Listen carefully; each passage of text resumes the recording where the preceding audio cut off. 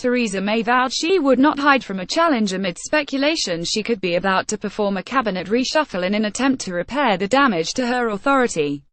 The Prime Minister, who appears to have seen off an immediate attempt to oust her after her Fit conference speech, is still vulnerable and has come under pressure to bring new faces into her top team in an effort to revitalize her administration. Foreign Secretary Boris Johnson urged Tories to get behind the Prime Minister but acknowledged there had been a moment while MPs sniffed the air before rallying round the embattled Premier. And former Prime Minister Sir John Major hit out at the self-absorbed and disloyal behaviour of some Tories who are driven by their own personal agenda, comments which will be viewed as a slapdown to Mr Johnson. Mrs May has repeatedly faced questions about whether Mr Johnson, a potential leadership rival, is unsackable due to her weakened position after the gamble of a general election backfired, depriving her of a Commons majority.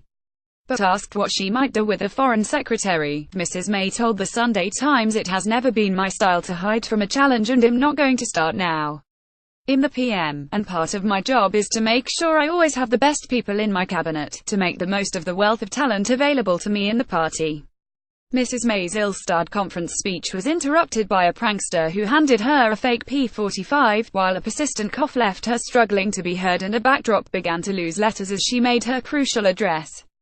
The Prime Minister denied she had cried after the speech and hit out at some of the media portrayals of her. "1 minute journalists are accusing me of being an ice maiden or a robot, then they claim I'm a weeping woman in dire need of a good night's sleep," she told the newspaper.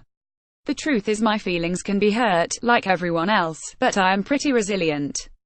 She admitted the speech was an uncomfortable time but never considered abandoning the address, as "I am not someone who gives up." Questions have been asked about the security arrangements which allowed comedian Lee Nelson, real name Simon Brodkin, to carry out the P45 stunt, but Mrs May said she trusted her police protection officers completely, although there would be a review into the events of the day.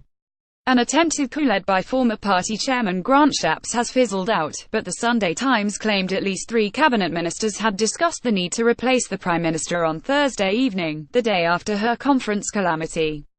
One told the newspaper, "It feels to me that this is over before Christmas."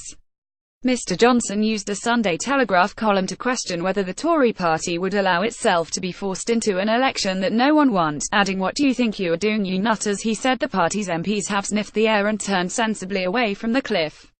Sir John used a Mail on Sunday article to urge the Tories to wake up and smell the coffee, telling Mrs May that radical action on her social justice agenda was needed and calling on the party to unite to risk the neo-Marxist Jeremy Corbyn taking power.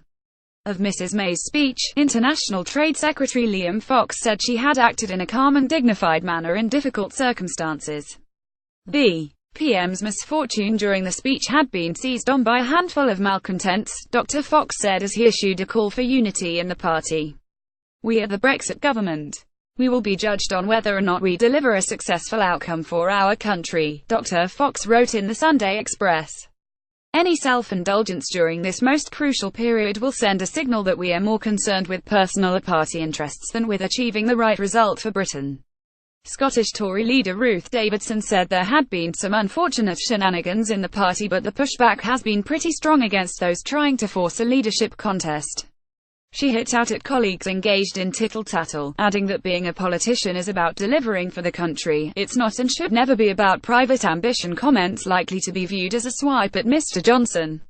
Ms Davidson told BBC One's Andrew Marshall the Foreign Secretary had backed the Prime Minister's Florence speech on Brexit and Mrs May should hold him to that. "He is a big intellect, a big figure in the party, and if the Prime Minister believes he is the right person to be Foreign Secretary then she has my full support," she said. Ends.